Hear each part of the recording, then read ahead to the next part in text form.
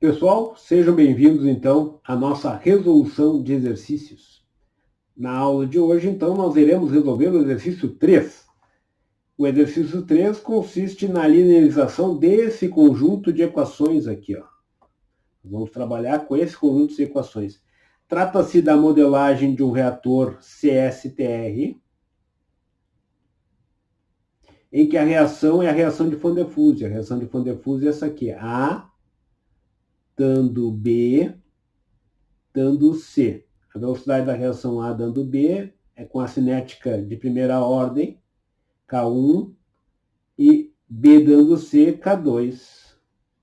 Sendo que tem uma reação em paralelo, que é 2A dando B, dando D. Então, nesse caso, essa reação em paralelo é K3, constante K3. Então, a cinética dessas reações, a primeira reação R1 vai ser K1 vezes Ca. E a cinética da reação 2 vai ser K2 vezes Cb. E a cinética da reação 3 vai ser o quê? K3 vezes Ca ao quadrado. Então, essa é a ideia dessas reações. Essa é a reação, esse esquema reacional aqui recebe o nome de Van der Waals.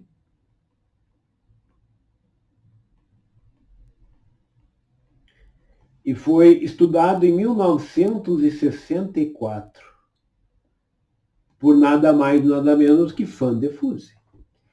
E o que o Van der Waals estudou na época? Ele estudou se valia a pena fazer esse tipo de reação aqui num reator CSTR ou num reator PFR.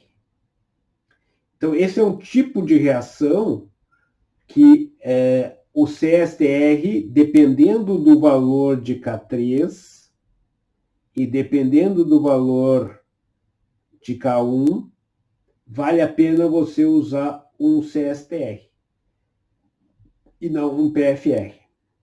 A decisão é seletividade. O que nós queremos? Nós queremos que o A, que entra aqui na alimentação, que é dado pelo CAIN, vire Ca, na realidade, vire Cb.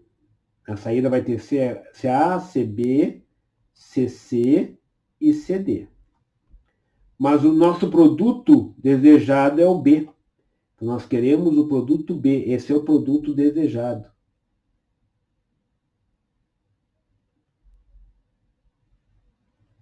Nós queremos produzir o B. Só que nós, além de produzir o B, nós produzimos subprodutos. O D é um subproduto, o C é um subproduto. E esses dois subprodutos acabam tendo um valor menor, então economicamente não é o nosso interesse.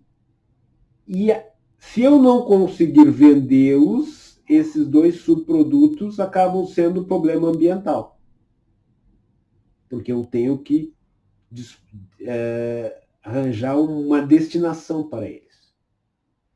Então, o objetivo, neste caso, é a produção do componente B. E o que interessa na hora de escolher um reator é a seletividade. Ou seja, o quanto de B eu produzo a partir do A que foi consumido.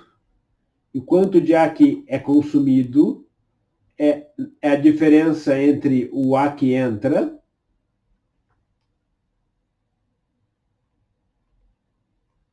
menos o A que sai. Isso aqui é o quanto de A que reagiu.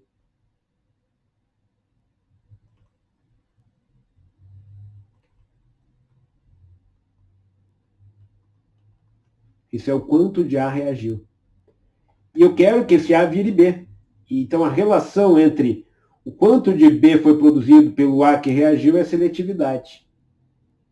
Então, num reator, nós estamos interessados em conversão? Sim. Mas mais importante que a conversão no reator, na hora de escolher um tipo de reator, é a seletividade. Ou seja, o quanto dá daquilo que me interessa. Por quê? O que não for reagido, digamos, que seria a conversão seria o quanto de A vira outras coisas, nós, através de um reciclo no processo, nós podemos retornar para o reator, separando dos produtos. Então, para a escolha do reator, a seletividade é extremamente importante. Seletividade. E o nosso amigo Van der Fuse, em 1964, estudou a seletividade e comparou a seletividade para esse tipo de reação, que leva o nome dele, esquema reacional de Van der Fuse, entre um reator CSTR e um PFR. E devido à reação em paralelo aqui, ó, C2A, significa que o CSTR ele é competitivo para essa reação e pode ser uma alternativa adequada, porque quando o A entra no reator, ele fica diluído. Ele fica diluído no reator. Isso faz com que essa reação em paralelo não ocorra com elevada conversão. Então, essa diluição dentro do reator é benéfico, ou é benéfica para esse esquema reacional. Se porventura nós não tivéssemos essa reação em paralelo, a melhor escolha seria um PFR. Mas devido à presença dessa reação em paralelo, o CSTR, dependendo da velocidade de reação em paralelo, ela passa a ser competitiva. Certo? Isso é só para mostrar para vocês a origem dessa reação e por que ela é chamada de reação de Van der Fuse. O que interessa para nós aqui é o equacionamento desse sistema é dado por aqui. Nós vamos considerar, nesse exemplo, vamos considerar a versão. Vamos considerar que o volume do reator é constante. Volume do reator constante. E que o controle de temperatura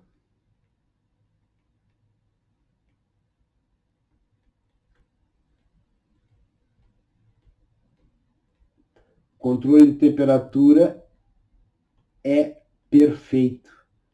O que significa isso? Que a temperatura é constante. A temperatura dentro do reator é constante. Isso significa que eu estou considerando o caso isotérmico. Certo? Então, o reator normalmente teria como variáveis manipuladas a taxa de aquecimento ou resfriamento do reator e a taxa de alimentação, ou a vazão de alimentação. Só que a temperatura, no caso, está sendo controlada perfeitamente por essa taxa de resfriamento. Logo, o controle que me interessa e que nós vamos estudar e que nós vamos linearizar nesse caso é apenas o de composição. E aí, a nossa variável manipulada para controlar a composição que me interessa, que é justamente o CB, a variável manipulada para controlar essa composição de saída CB vai ser a taxa de diluição. Isso aqui é a taxa de diluição.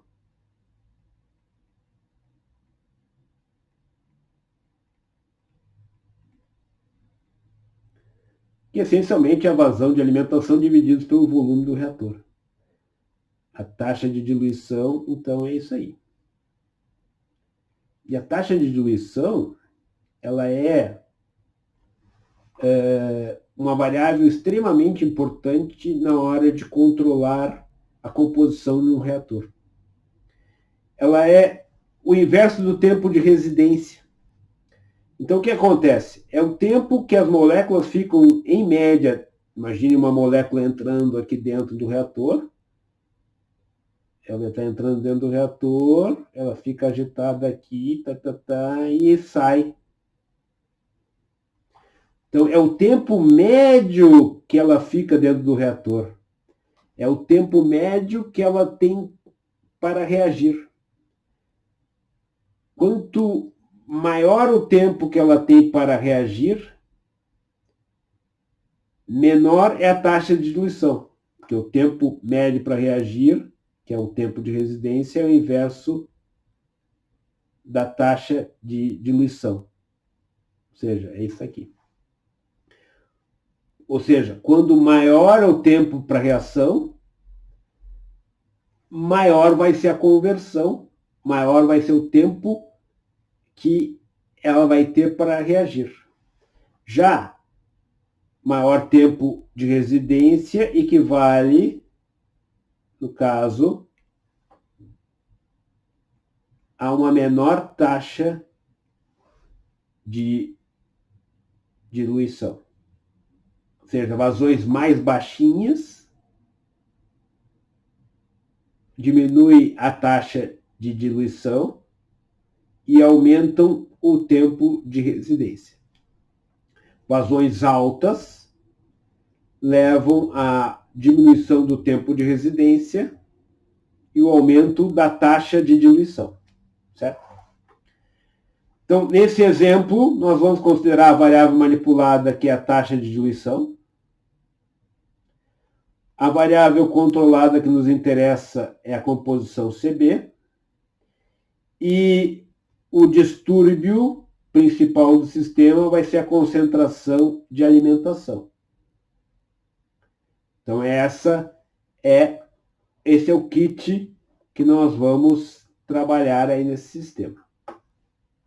Certo? Então, o nosso sistema, vamos definir aqui o vetor X, que são o vetor dos estados, que são os vetores das derivadas.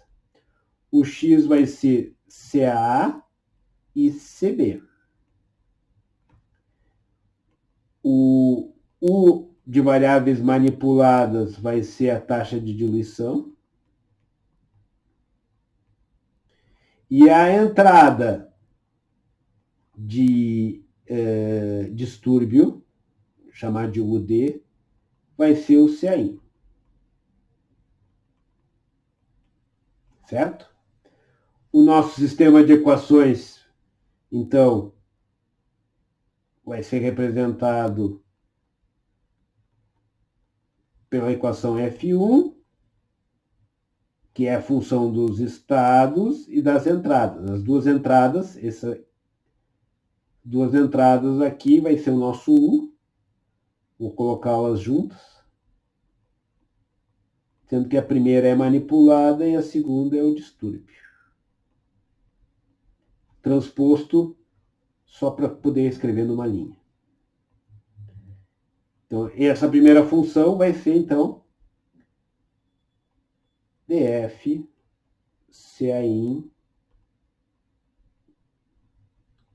menos CA menos K1 CA mais K3 CA ao quadrado. E a segunda função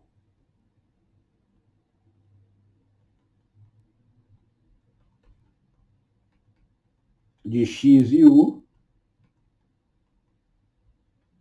vai ser dada por menos DF. Por que é só menos DF vezes CA? Vezes CB, desculpe. É que nós estamos assumindo que não existe, que o CBin é igual a zero. Então, nós estamos assumindo que o CBin é igual a zero. Sendo CBin igual a zero, não entra nada de CBin. Só sai CBin. Por isso que esse termo não tem o CBin. Se entrasse CB na alimentação, teríamos o CBin de alimentação. Então, por isso que nós estamos escrevendo dessa forma. Então, aqui é o CA, quanto some de CA? Pela taxa da reação R1 e pela taxa da reação R3. E o B, quanto todo o balanço do reator, aqui a primeira parte é a parte advectiva e a segunda parte é a reação. Então, o quanto de A reagiu, ou some por reação, é a soma das duas reações, como é a diminuição da concentração de A é negativa. Já a formação, a geração de B, está associado a R1 menos o quanto B vira C, que é dado por R2. Certo? Ou seja, é uma modelagem, um balanço de massa com reação trivial. Esse aqui vai ser o nosso sistema de equações, escrito de forma genérica, que nós vamos linearizar aqui nesta aula. Certo? Então, essa é a primeira parte, esse entendimento do sistema. E agora a segunda parte é a linearização do sistema de equações. Mas antes, como é que nós fazemos a linearização? Essencialmente, nós vimos em aula que a linearização simplesmente é aproximar a função que é não linear, e a função que é não linear é essa aqui,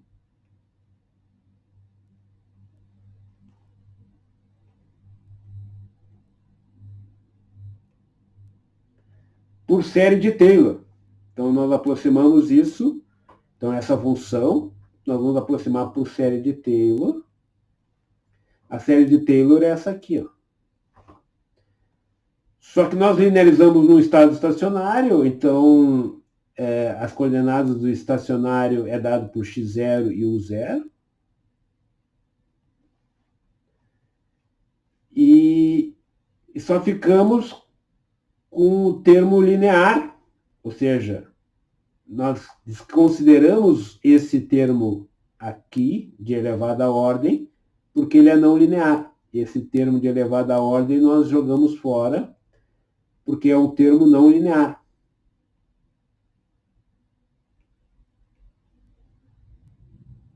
Seria aproximar por uma parábola, por exemplo, termos de segunda ordem, por um polinômio de terceira ordem. Cada vez que eu aumento o número de termos, eu vou aumentando a não linearidade. Então, o termo não linear. Como eu quero linearizar, eu tenho que aproximar apenas e ficar com apenas o termo linear. E isso aqui vai ser essencialmente o quê? A matriz jacobiana do F em relação aos estados, avaliado em x0, u0, vezes ΔX. Mais, isso aqui é a série de Taylor truncada, no termo linear.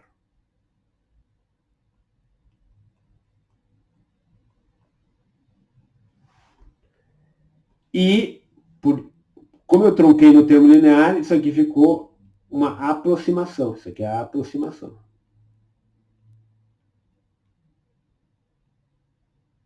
Como as coordenadas representam coordenadas, a gente está dizendo que os valores de x0 e u0 correspondem ao estacionário. No estacionário, esse termo é igual a zero. E, levando em conta que d delta x dt é igual a dx dt menos dx0 dt, que é o ponto estacionário.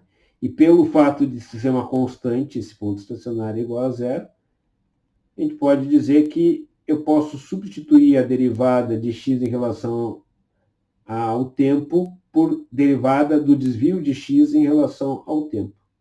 E aí nós chegamos à versão que é a expressão que nós vamos usar na linearização. e que nós obtivemos em aula. Simplesmente eu estou explicando aqui para vocês, porque é o que é solicitado na equação. Qualquer dúvida é só olhar o material da aula, onde nós então apresentamos isso de forma mais detalhada. Ponto-chave é que nós, no processo de linearização, transformamos esse sistema original nesse sistema aproximado, certo? Nas aulas computacionais, vocês vão ver que a aproximação ela é muito boa, ela é suficiente para representar o sistema. Então, aí, essa é uma aproximação que não cria grandes problemas. A aproximação linear é suficiente para a maior parte dos sistemas. Certo? Então, agora, nós vamos aplicar nesse caso. Em lugar de apresentar usando jacobiana, a jacobiana seria o quê? Essa jacobiana aqui, às vezes as pessoas têm medo da jacobiana. Mas a jacobiana não é nada demais. Pensar matricialmente, às vezes, para quem não está acostumado, até a pessoa se acostumar, cria um certo medo. Então eu vou mostrar para vocês como é que nós podemos linearizar de uma forma vapt-vupt, sem criar a jacobiana explicitamente,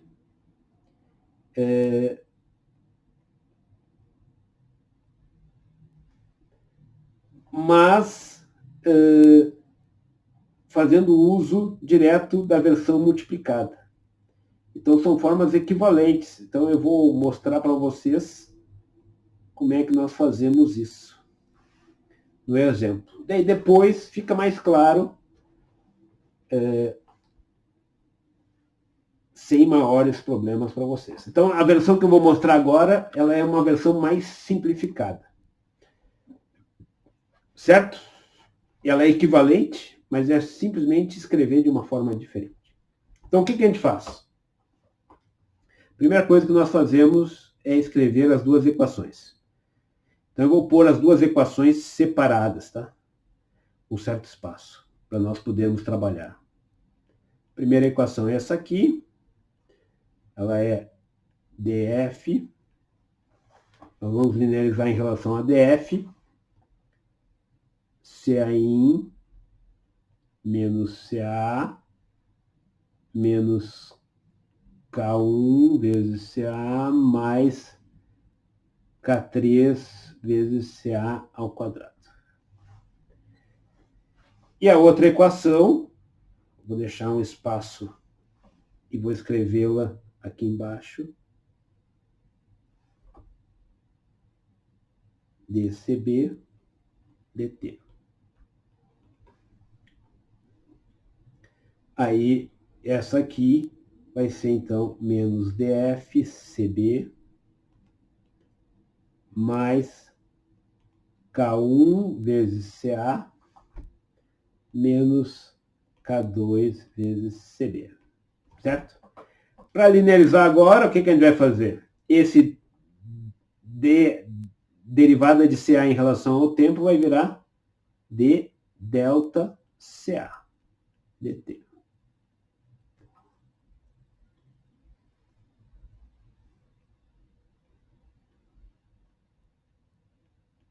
E aí nós vamos colocar o seguinte.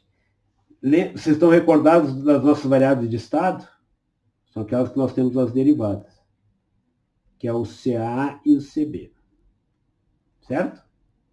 Isso aqui eu vou chamar, como já chamei, de F1. E esse aqui eu vou chamar de F2. Certo? Então, o que nós vamos fazer? Nós vamos colocar a derivada desse F1 em relação à primeira variável de estado, ao CA. E aí, vezes delta CA. Vamos colocar essa derivada agora, F1 em relação a CB, vezes delta CB. E depois, o que nós vamos colocar? A variável manipulada.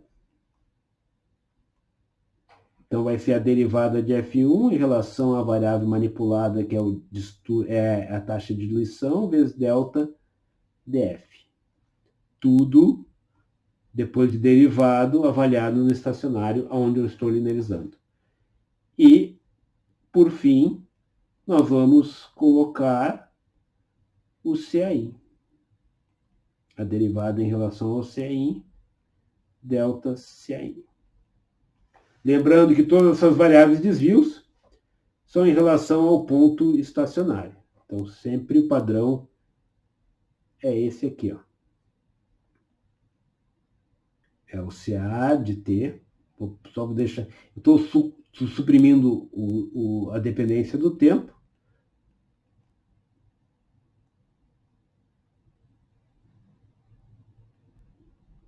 Menos o CA no ponto que eu linearizei. Então, esse aqui é o ponto solução de equilíbrio estacionária.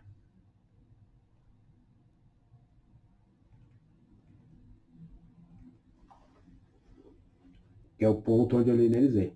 Isso é válido para o DF, isso é válido para o CAIN e assim por diante. Certo?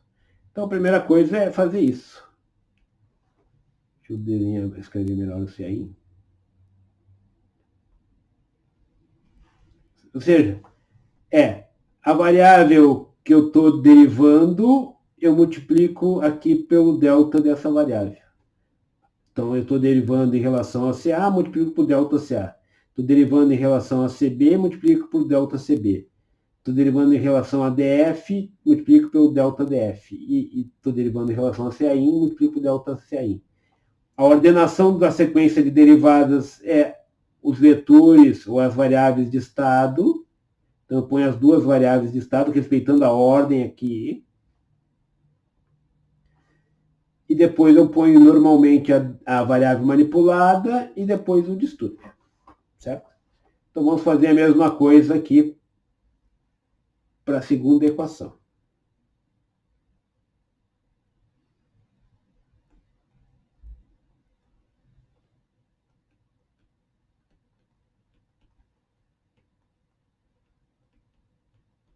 Então, aqui, respeitem a ordem. Então, a derivada em relação a CA.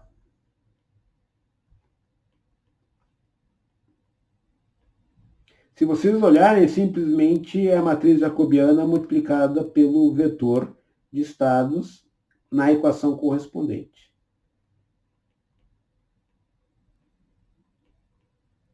Mas para fazer no braço, talvez é mais fácil de trabalhar dessa forma.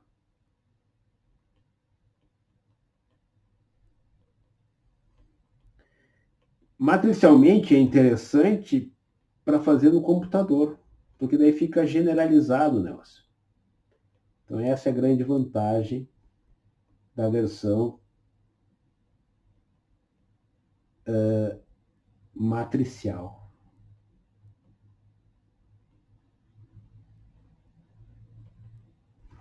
Certo? Bom, agora é só calcular as derivadas. Vamos calcular as derivadas, vamos escrever em verde. É substituir as derivadas. Então, a derivada dessa função f1 em relação a CA, nós temos CA aqui, temos CA aqui e CA aqui. Vamos calcular a derivada, vai ser, vou colocar menos, e vou coletar os valores. O primeiro termo aqui é em relação a CA, fica menos DF, mais K1, mais 2K3. CA. Que é a derivada desse termo aqui. Certo? Isso avaliado no estacionário. Isso aqui, depois, para não precisar carregar para lá e para cá, eu vou chamar de... Isso aqui eu vou chamar de menos... vou chamar isso aqui de menos P1. Porque isso aqui vai estar associado a um polo do sistema. Para não precisar carregar para lá e para cá, eu coloco uma variável ali. CB. Nessa equação, vocês estão vendo algum CB? Não tem nenhum CB nessa equação, logo a derivada de F1 em relação a CB é igual a zero.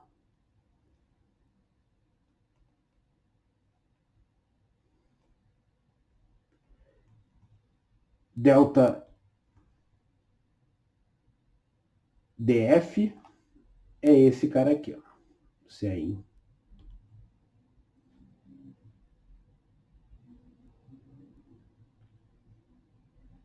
Então, vocês estão vendo que não tem nada demais.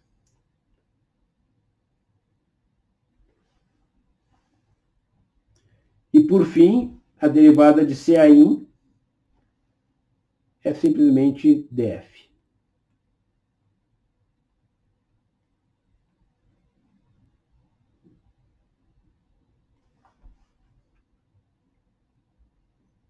No estacionário. Está linearizada esta equação. A linearização dessa equação é isso aí. Então, isso aqui é a resposta dessa questão. Junto com a próximo termo. Então, essa é uma parte da resposta, meu amigo.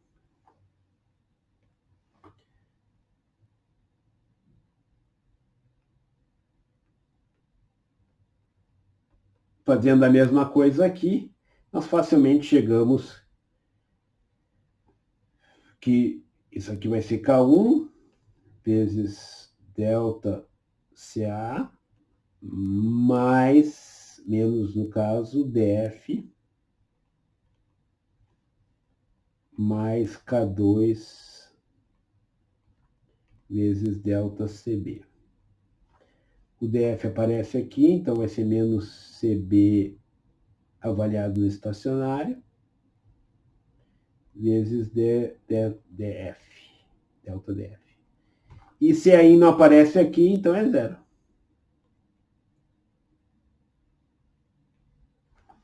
E com isso, então, nós temos a segunda equação linearizada.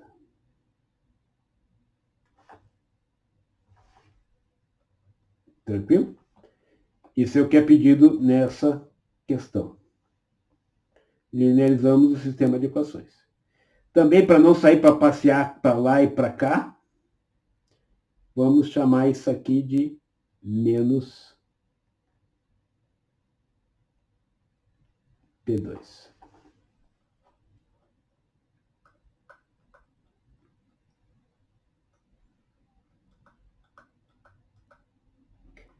Então, isso é a linearização. Só para abrir um parênteses, se nós escrevêssemos isso na forma matricial, seria assim. Ó. Então, isso aqui é apenas uma forma alternativa, representando na forma matricial, que é o que a gente obtém quando a gente trabalha com a matriz jacobiana. Então, é exatamente a mesma coisa. Então, o que eu estou colocando aqui é apenas uma forma alternativa de fazer a mesma coisa.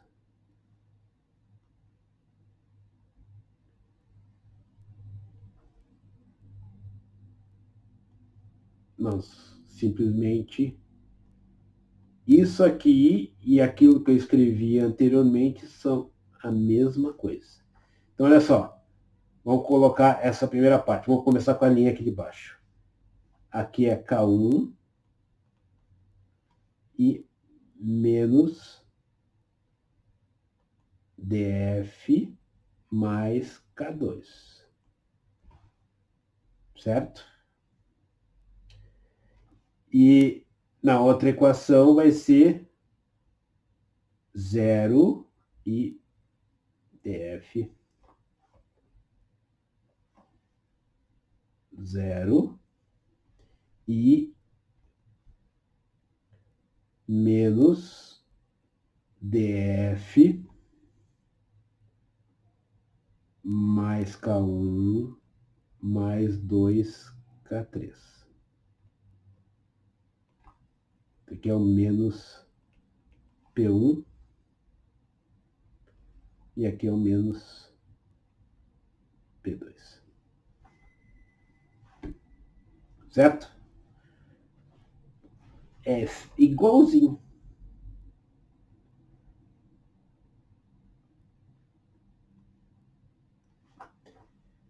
Essa parte que eu estou escrevendo agora não precisa ser escrita. É simplesmente para mostrar que isso aqui é a forma com que nós obtivemos o processo de linearização, né? Aquelas matrizes, com as matrizes jacobianas.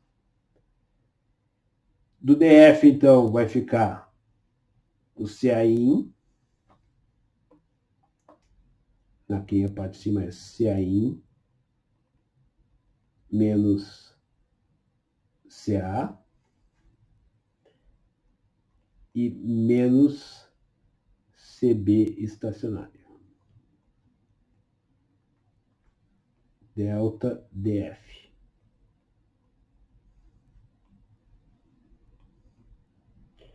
E a última é em relação ao CAI.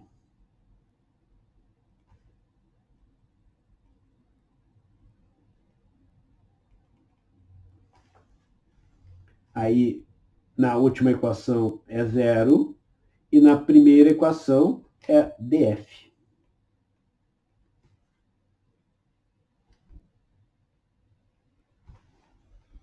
Então, estou vendo que se você tem medo de jacobiana, você pode usar o procedimento que eu fiz aqui e depois monto a jacobiana, caso eu queira montar a jacobiana. Aí isso aqui é a matriz A, na representação do espaço de estado, aqui é o X.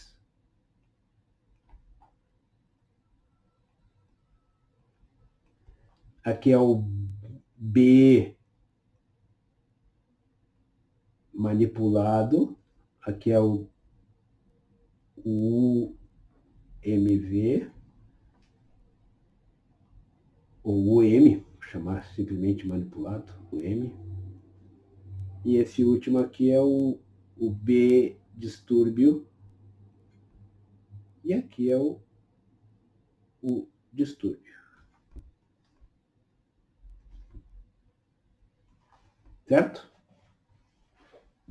Então, é isso aí. Agora, alguma dúvida até aqui? Então, dando prosseguimento, vamos agora obter a função de transferência.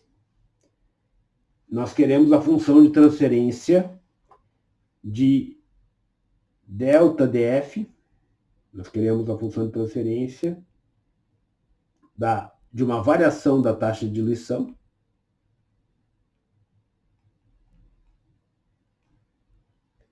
para delta CB. Essa é a função de transferência que nós queremos. Como é que nós obtemos essa função de transferência? Aplicando a transformada de Laplace. Só que agora eu tenho duas equações. Então, nós vamos montar isso aqui para vocês. Eu vou reescrever essas equações e já continuamos a partir daí. Então, a primeira coisa que nós vamos fazer, pegamos aqui, nós temos a equação linearizada, as duas equações linearizadas. A primeira coisa que nós fazemos é colocar a variável, aqui nós temos CA, a variável do CA que está do lado de cá, nós levamos para o outro lado, como nós já fizemos para uma equação. Para não ficar trabalhando com um monte de variáveis, nós vamos já substituir por P1.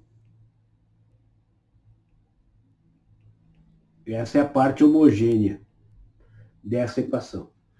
E aí nós temos as outras variáveis. 0 delta CB mais CAin menos CA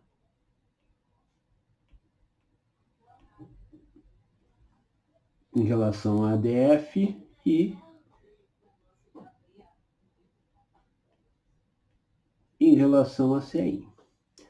Como DF e CAin são independentes, e eu quero a função de transferência de DF para CB, é como se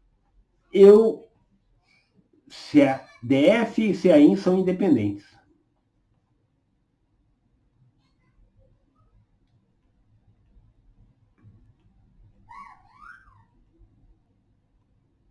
Por eles serem independentes, se eu quero a função de transferência de DF, eu desconsidero o CAin, certo? Mas eu não posso desconsiderar o CB. Não posso desconsiderar o CB porque o CB ele depende da taxa de diluição. Logo, CB e DF, eles têm relação. Eles são dependentes, são correlacionados.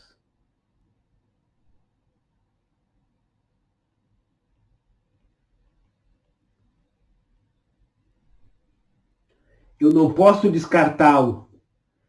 Nesse caso específico, pelo fato de multiplicado em relação ao CB é 0, isso torna mais fácil a minha vida.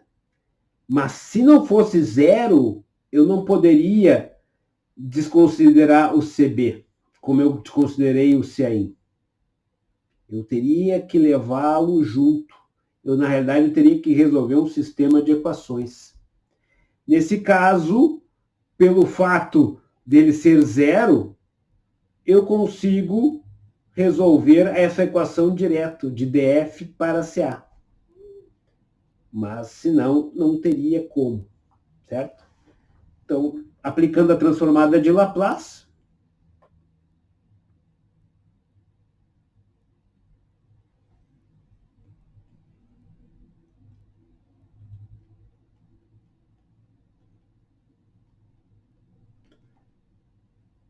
nós temos, então, a função de transferência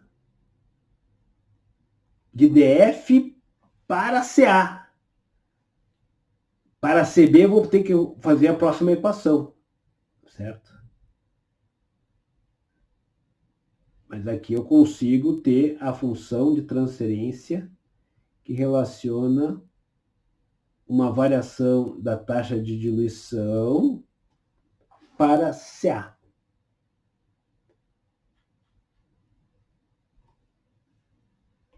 Escrevendo, simplesmente colocando esse cara aqui para o outro lado, nós vamos ter essa expressão aqui. Ó.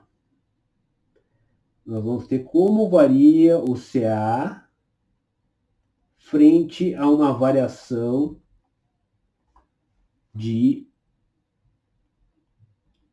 taxa de diluição. Vai ser dado por isso aqui. Ó.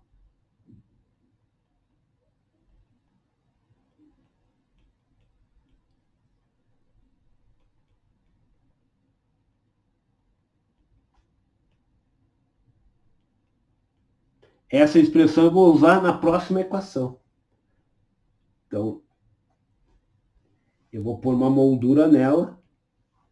Não é a resposta, mas é um resultado intermediário importante. Ela diz como varia CA em função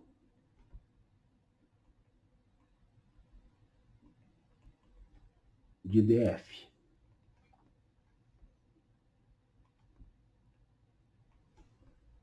Certo? Agora vamos fazer a próxima equação de forma análoga. Colocando em azul o passo correspondente. Então, esse cara aqui agora que vai para o outro lado, que é o CB, gerando a parte homogênea da equação. Vou chamar isso aqui de menos P2 também, para não precisar estar levando para passear aquela expressão toda ali, que não é grande, mas não custa nada. E agora fica do lado de cá.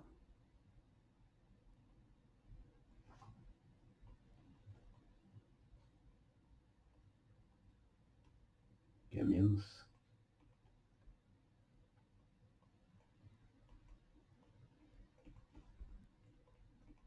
O CAin é igual a zero, mas como eu estava querendo a função de transferência de DF, mesmo que aqui não fosse zero, eu desconsideraria.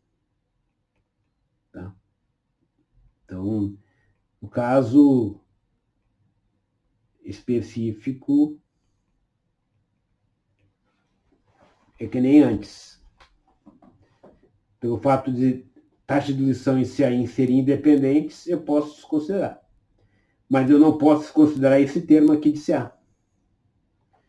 Mas antes de nós fazermos isso, eu vou aplicar transformada de Laplace nessa equação.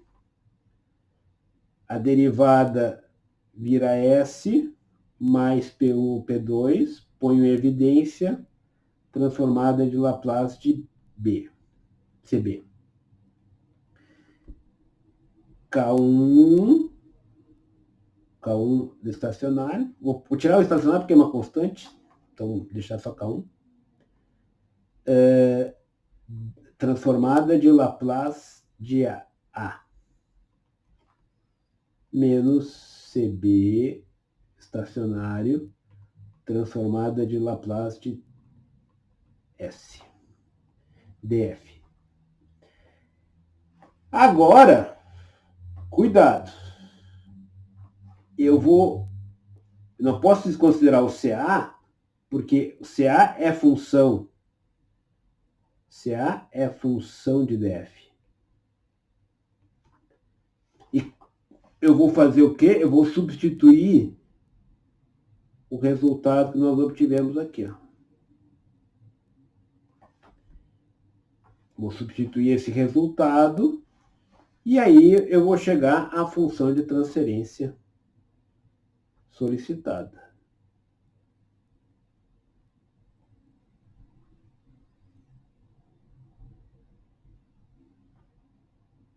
Vou deixar inicialmente P2 aqui. Só vou fazer a substituição. CAin menos CA.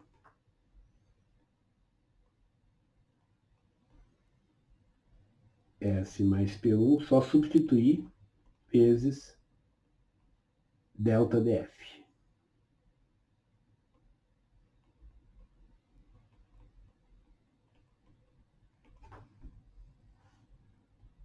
Menos CBSS vezes delta DF. Agora eu vou pôr o DF em evidência, aparece aqui e aqui, e vou colocar esse cara para o outro lado, só rearranjando. Rearranjando, então, vai ficar assim, ó. Delta CB em função da taxa de diluição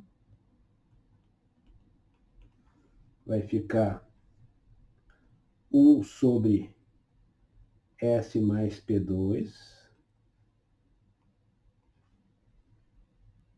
K1, CAin menos CA, para colocar no mesmo denominador, eu vou multiplicar e dividir por S mais P1 sobre S mais P1. Certo? E agora, vou dar uma rearranjada nisso aqui. E vai ficar desse jeito aqui, ó.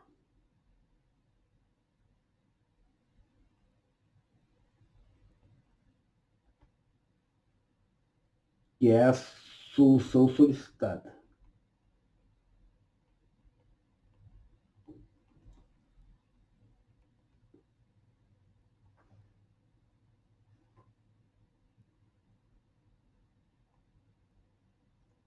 S mais P1, S mais P2. E aqui em cima vai ficar K1, CAin menos CA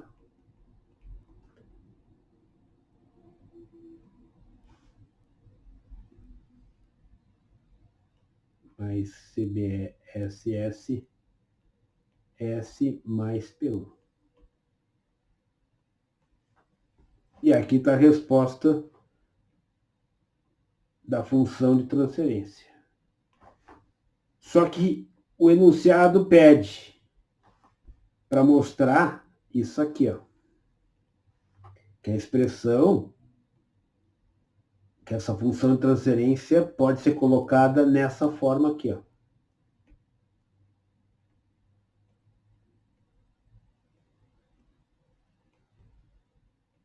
Ou seja, nós vamos ter que reescrever a função nesse formato aqui, ó.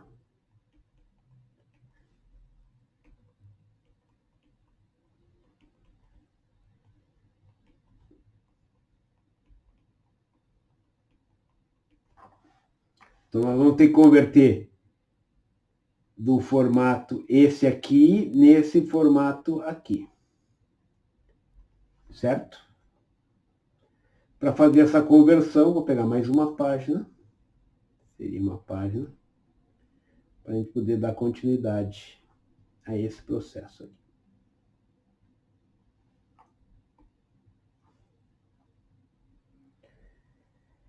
Então, a primeira coisa que nós vamos fazer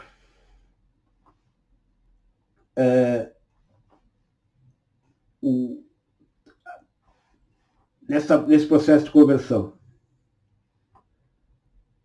vamos definir polos, zeros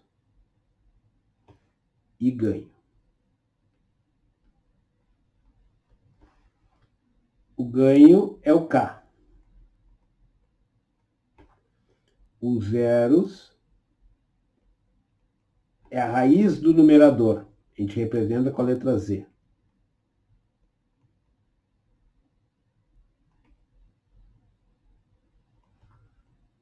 Do numerador. Se vocês olharem, nós temos um polinômio no numerador agora. E os polos, que nós vamos representar com a letra P, são as raízes do denominador.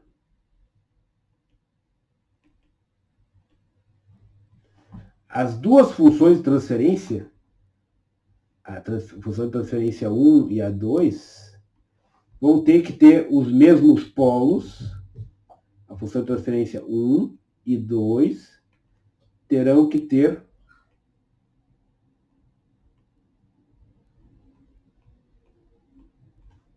os mesmos polos,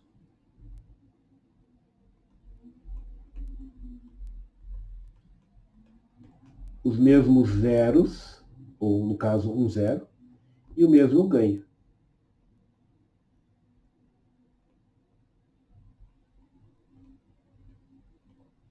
Para serem iguais. Então, os polos. Se a gente pegar os polos, são as raízes do denominador. Os polos da equação 1,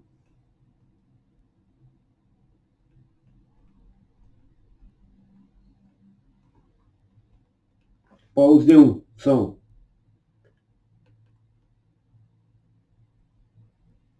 PI vai ser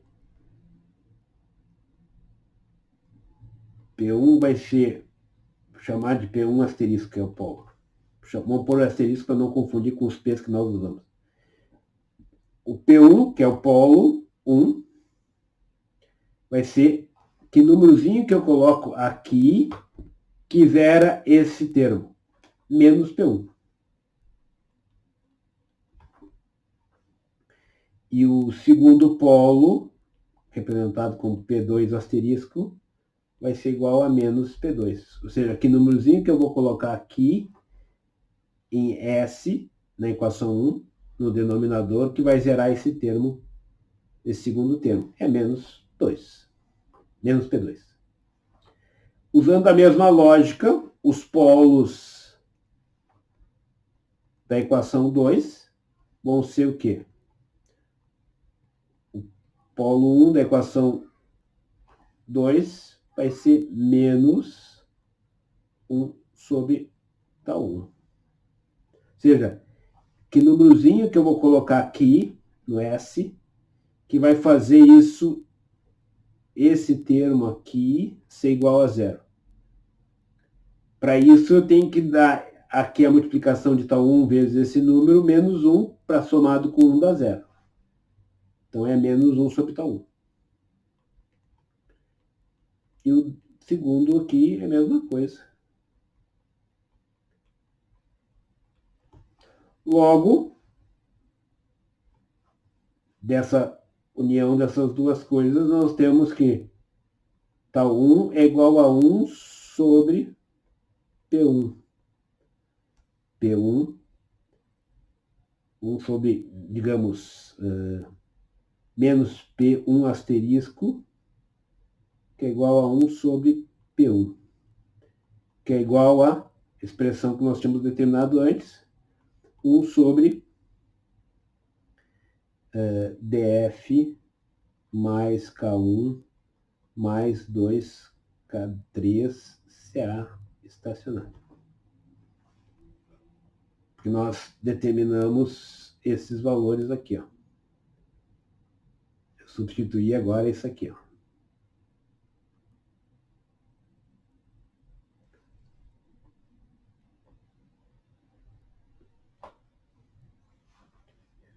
De forma análoga, tal 2 vai ser 1 sobre menos o polo 2, que está representado com asterisco, que é nada mais do que o P2 que a gente estava usando, que é igual a 1 sobre df mais K2. Então, nós temos aí as duas expressões de tal. Vou pôr um marcador aqui, que nós já temos as duas expressões do denominador, certo? Agora vamos determinar os zeros das duas funções de transferência. Os zeros vão ter que ser iguais também. Os zeros é aquilo que anula o numerador. Os zeros da primeira expressão vão ser quais? Para obter o zero da primeira expressão, eu vou ter que substituir o quê? No CAin menos CA, que é o numerador dessa expressão, aonde tem o S, eu substituo pela letra Z.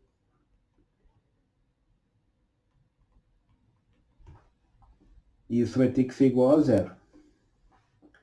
Então, o Z vai ter que ser, então, Z vezes CBSS mais P1 igual a K1. SS, CAin, menos CA, SS. E aí, passo para o outro lado, o Z vai ser, pondo em evidência, o Z vai ser isso aqui.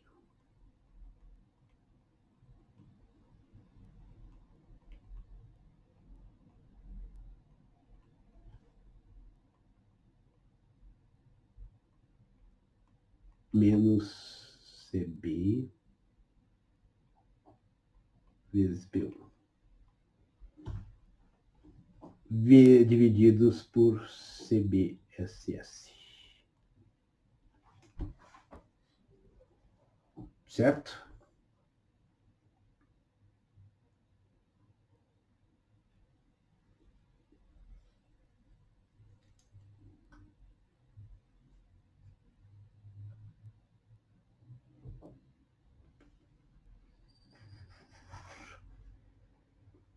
Esse é o Z da primeira expressão. O Z da segunda expressão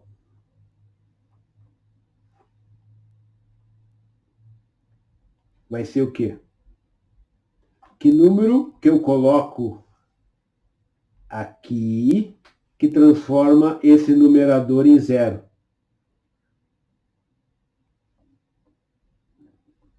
O Z da segunda expressão vai ser menos 1 sobre beta. Os dois Z's vão ter que ser iguais.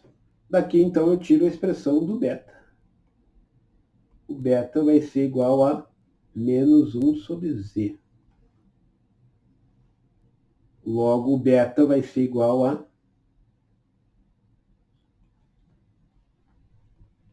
1, para deixar assim mais didático sob o ponto de vista de interpretação depois.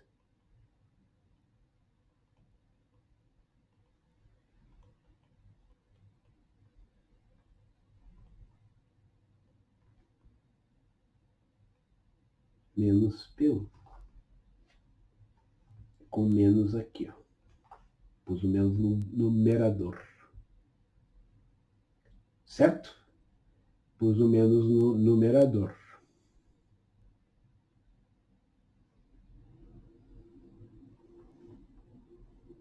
Se eu substituir o P1, quem tinha determinado antes, ou tinha designado antes, vai ficar essa expressão aqui, ó.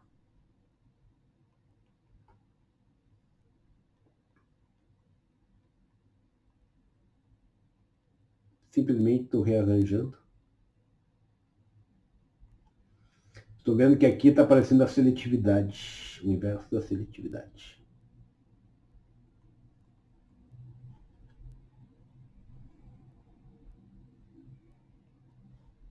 E agora vou substituir esse P1 aqui, pelos parâmetros que nós tínhamos determinado antes. DF mais K1 mais 2K3 CA.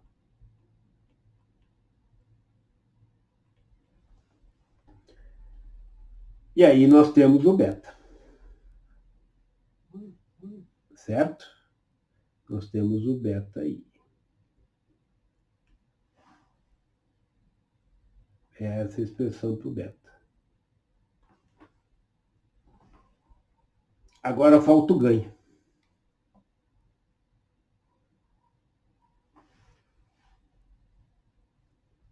O polo nós já determinamos. O polo, ok. O zero, ok. E agora o ganho, que nós vamos determinar em seguida. Os dois ganhos vão ter que ser iguais. Então, a gente vai fazer o seguinte. Nós vamos ver que o ganho a gente obtém fazendo a função de transferência S igual a zero. Certo? Aí vou batizar essa aqui de G1.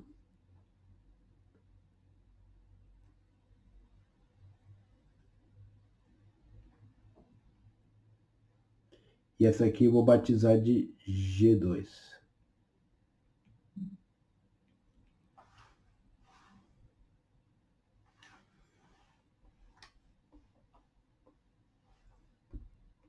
Na realidade, as duas funções elas têm que ser iguais para quaisquer valor de S.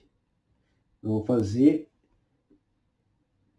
com ganho igual a, com S igual a zero.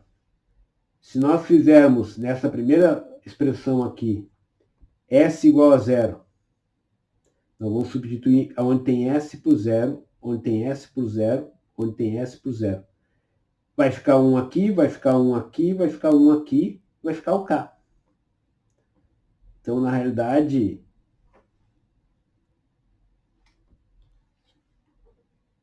a G2, avaliada em S igual a zero, é o K. E a G1, avaliada em S igual a zero, vai ser o quê? Vai ser, vamos copiar isso aqui, e vamos substituir lá.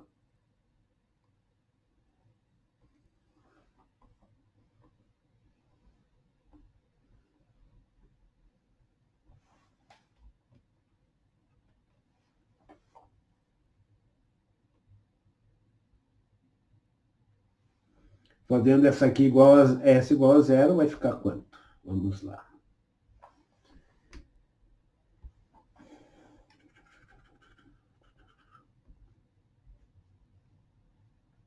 Então, essencialmente, vai ficar assim, ó.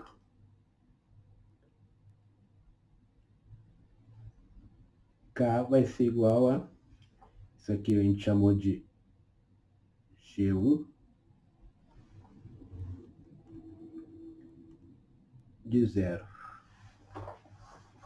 G1 de zero é simplesmente colocar zero aqui, aqui e aqui.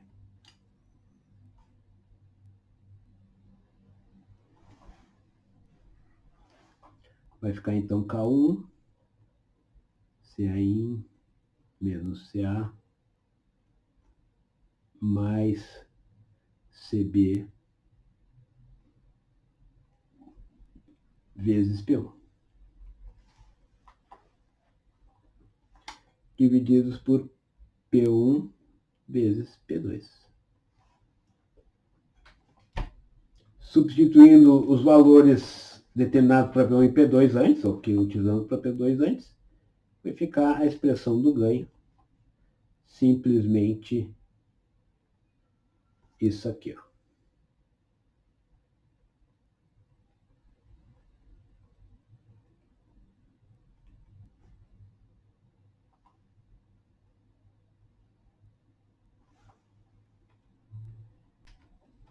Então, se nós substituirmos os valores P1, P2 na expressão aqui, nós chegamos à expressão final do ganho, que é essa aqui. E com isso, nós resolvemos essa questão. Então, notem que é muito mais fácil do que fazer um rearranjo para lá e para cá, multiplicar e dividir. É muito mais fácil se nós olharmos a função e compararmos as duas funções, fazendo com que os polos sejam iguais, os zeros sejam iguais e o ganho sejam iguais. Certo? E aí nós também vimos que a função de transferência, então, ela é de segunda ordem. Nós temos um denominador de segunda ordem, tem duas dinâmicas, isso leva a um denominador de segunda ordem, com um numerador, um zero, certo? Porque nós temos duas equações diferenciais que têm interação. Elas têm interação em um sentido. A interação originou daqui, ó. A variação de DF provoca uma variação em CA, que, por sua vez, acaba tendo a variação em CB. Então, a variação de CB é oriunda de uma variação de CA e de uma variação de DF direto. Então, essa combinação desses dois efeitos faz com que, então, surja a equação diferencial de segunda ordem e que surja o zero, certo? A próxima questão diz respeito à determinação de qual desses parâmetros da função de transferência. Ele quer saber. Nós vimos que a função de transferência pode ser escrita dessa forma. A pergunta é qual desses parâmetros da função de transferência, k, beta, tal 1 e tal 2, podem ser determinados através deste gráfico. Então, a primeira parte é saber qual parâmetro da função de transferência pode ser determinado a partir desse gráfico. Observe que esse é um gráfico envolvendo soluções estacionárias. Então, nós temos uma taxa de diluição. Para uma determinada taxa de diluição aqui, nós temos uma concentração CB de equilíbrio. E essa é a curva que representa essas duas... Ou seja, para cada taxa de diluição, nós temos uma concentração de equilíbrio de CB. Certo? A pergunta da questão é qual parâmetro da função de transferência pode ser determinado? Soluções estacionárias não têm dinâmica. Logo, o único parâmetro que pode ser determinado é o ganho estacionário. Então, a resposta é o ganho estacionário.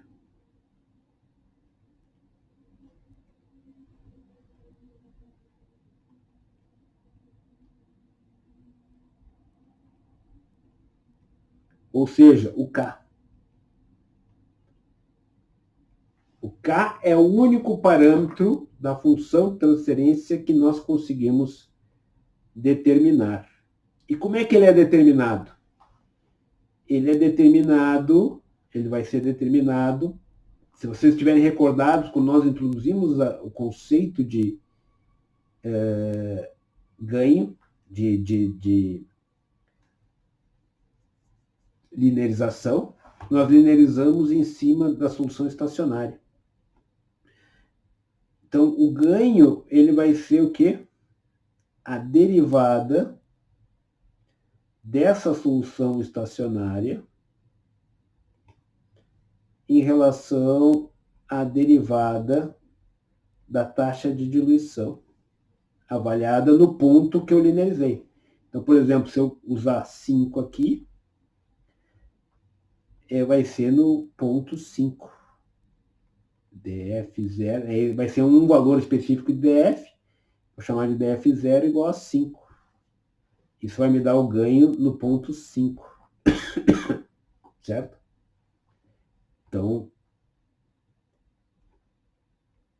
isso seria um valor específico. O ganho, então, é a derivada dessa curva.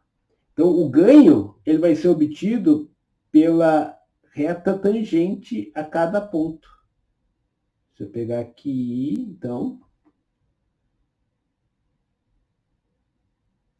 eu vou ter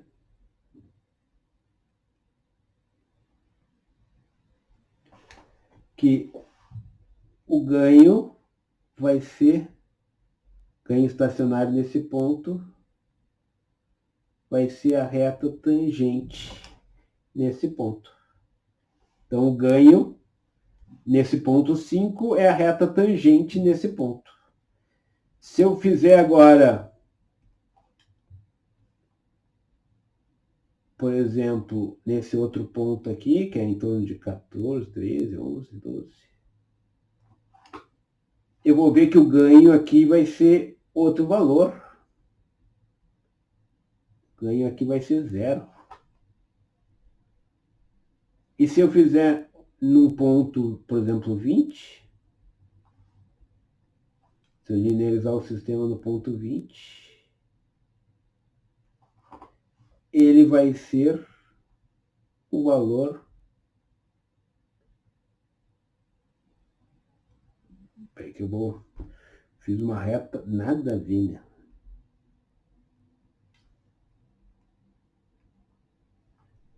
Vou trazer para cá. Pá, pá, pá.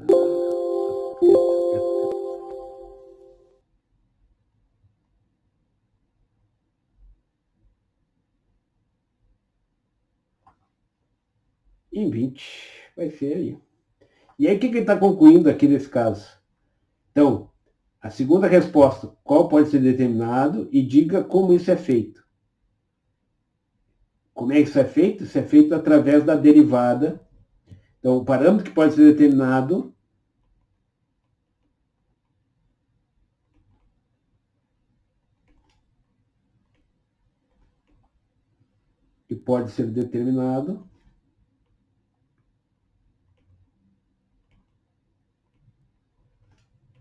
é o ganho estacionário.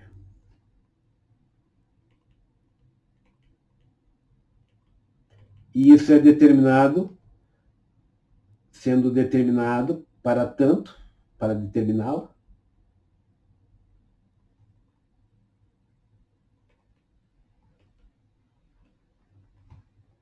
a partir da derivada da curva.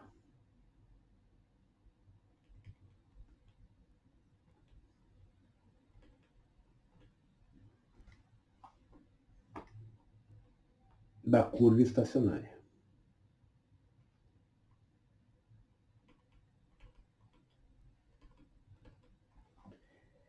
E aqui é importante ter em mente que esse tipo de sistema, quando tem um máximo, nós temos a inversão do sinal do ganho. Olha só, aqui, nesse ponto,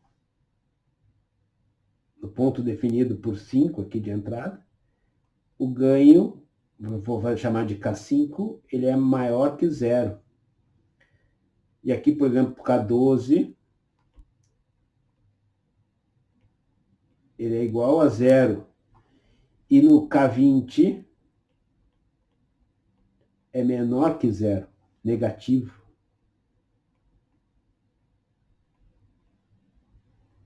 Aqui o ganho é negativo, aqui o ganho é positivo. E aqui o ganho é nulo. Esse tipo de sistema que tem inversão no sinal do ganho é o tipo de sistema que complica a nossa vida em termos de retroalimentação. Isso aqui é crítico. Esse tipo de não linearidade é crítica.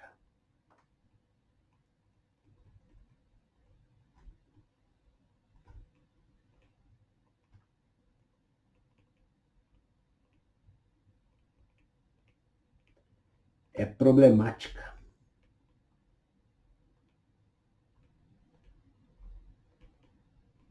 Por que ela é problemática? Porque toda vez que há inversão do sinal do ganho, o controlador, o que o controlador faz? Digamos que eu esteja trabalhando em 5. Aí eu aumento, e aí com 5 o set point é 0,9 de concentração, certo? Digamos que agora eu pegue e mude o set point para 1. Passei de 0,9 para 1. O que o controlador faz? Ele, com ganho positivo, ele aumenta, abre, entra mais CAI no reator, fazendo com que ele vá e aumente a concentração. Certo? Então, o controlador, ele depende fortemente do sinal do ganho, e o sinal do ganho do controlador, ele é fortemente atrelado ao ganho da planta. Então, eu não posso errar o sinal do ganho da planta, porque imagina agora que eu mude o set point para 1,2. O que ele vai fazer? Ele só sabe que para aumentar a concentração de CB, ele tem que aumentar a taxa de diluição. Então ele vai aumentando a taxa de diluição e com isso vai aumentando o CB. Só que eu estou pedindo um set point inalcançável. Só que a retroalimentação não sabe disso. Ele sabe que para aumentar a concentração de CB, ele tem que aumentar a taxa de diluição. Então ele vai nesse caminho de aumentar a taxa de diluição. Só que ele nunca vai chegar lá porque esse set point, 1,2, é inalcançável. Então ele vai continuar indo e vai parar aqui, ó. Ele vai aumentar e cada vez mais ele se distancia em relação ao valor desejado. Porque nesse ponto, para aumentar no lado direito do pico, para aumentar a concentração, eu teria que ir no sentido contrário, que é de diminuir a taxa de diluição. Então, esse tipo de sistema tem uma não linearidade que é crítica. Esse tipo de não linearidade é crítica. Eu posso ter um sistema que tem uma curva muito mais acentuada e não ser nenhum problema em termos de não linearidade. Por quê? Porque ele não troca o sinal. Se eu quero sair daqui, digamos, eu tenho um valor, digamos, esse aqui é o set point e esse é o valor de entrada. Se eu quero mudar o set point para esse outro aqui, ele não me inverte o sinal do ganho. Ele sabe que para aumentar a concentração, ele tem que aumentar o valor da entrada. Então, ele não troca em nenhum momento o sinal. Então, essa não linearidade, isso aqui é um sistema muito não linear,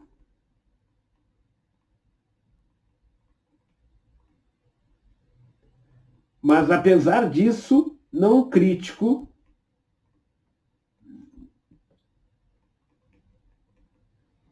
para trabalhar com controlador linear.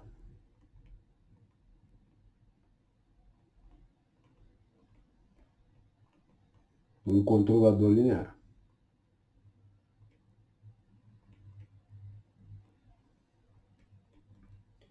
Já o outro que tem inversão no sinal de ganho, ele é crítico. Ele é crítico porque inverte o sinal do ganho. O sinal do ganho é crítico para o funcionamento da retroalimentação porque diz para onde o sistema tem que ir. Então, se eu tiver à esquerda do pico, para aumentar a concentração de CB, eu tenho que aumentar a entrada, ou seja, aumentar a variável manipulada. Já se eu tiver à direita do pico, inverte. Eu tenho que diminuir a taxa de diluição para aumentar a concentração. E isso nos obriga, caso nós venhamos a trabalhar com um sistema desse tipo, que nós venhamos a trabalhar com um controlador não linear, ou uma estratégia de chaveamento que acaba sendo não linear. Então, cuidado. Toda vez que um sistema tiver uma troca de sinal de ganho, trata-se de um sistema crítico. E observe que, normalmente, quando nós operamos, nós queremos operar perto do máximo. Então, situações desse tipo, e sistemas desse tipo, nós temos que cuidar. Certo? Tranquilo até aí?